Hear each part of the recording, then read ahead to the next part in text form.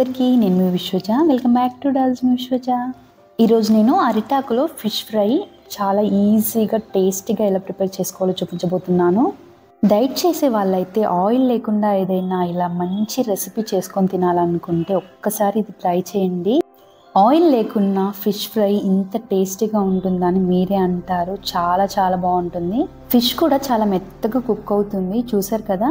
So late చేయకుండా ఎలా prepare చేసుకోవాలో చూసేద్దామా। నేనైతే పాంఫ్రెట్ ఫిష్ తీసుకున్నాను। మీకు ఈ ఫిష్ నచ్చకపోతే మీకు నచ్చిన ఫిష్ తీసుకోండి। ఏ ఫిష్ తీసుకున్నా కూడా ఇలా పైన ఘాట్లలో పెట్టాలి। ఇలా పెడితే మసాలా బాగా ఇందులోకి వెళ్ళి బాగా కుక్ అవుతుంది।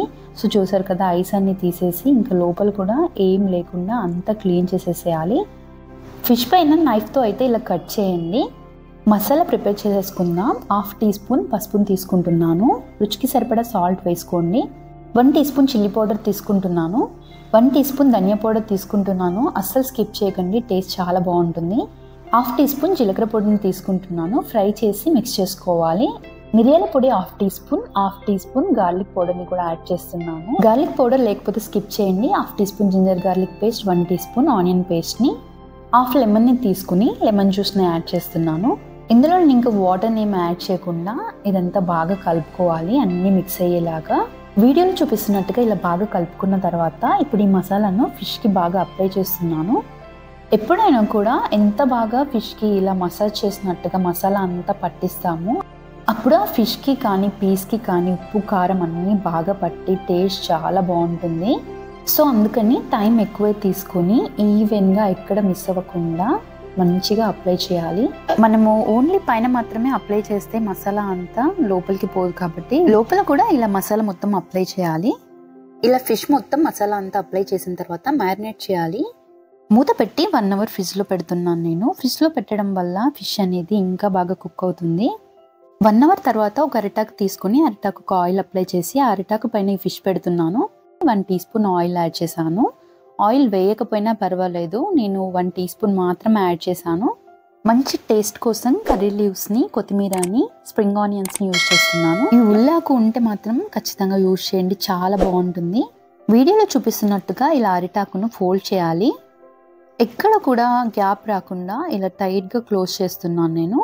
ఇలా క్లోజ్ చేసిన తర్వాత ఓపెన్ అవ్వకుండా దారంతో టైట్గా కట్టేసేయాలి। దారం కాకుండా అరటినార కూడా యూజ్ చేయొచ్చు। నేనైతే ఇక్కడ దారం తీసుకుంటున్నాను।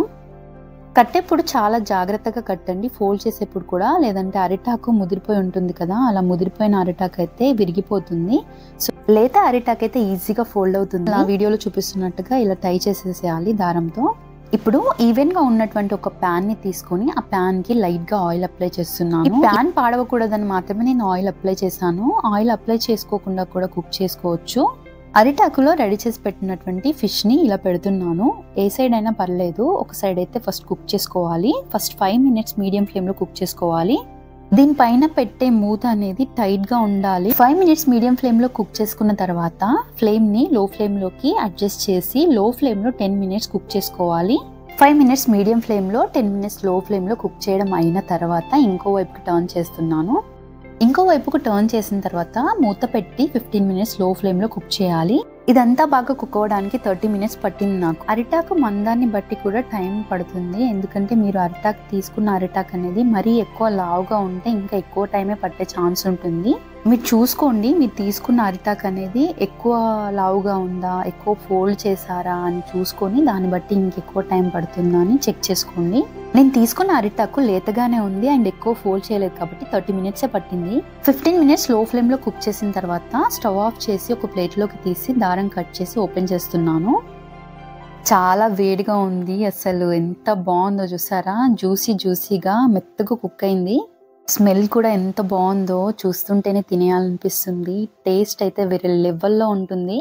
మీలో ఎవరికైనా ఫిష్ నచ్చకపోతే, మీ ఇంట్లో ఎవరైనా ఫిష్ తినట్లేదంటే ఈసారి ఇలా చేసి పెట్టండి, నెక్స్ట్ టైం అడిగి మరీ చేయమంటే లేట్ చేయకుండా క్విక్గా అయిపోయే ఈ టేస్టీ అండ్ హెల్తీ రెసిపీని మీరు ట్రై చేసి టేస్ట్ చూసి మీకు ఎలా కుదిరిందో నాకు కామెంట్ చేయండి। మీలో ఎవరైనా ఫస్ట్ టైం నా వీడియో చూస్తున్నట్టయితే మరెన్నో మంచి వీడియోస్ కోసం నా ఛానల్ని సబ్స్క్రైబ్ అవ్వండి। నా వీడియో నచ్చితే లైక్ చేయండి, కామెంట్ చేయండి।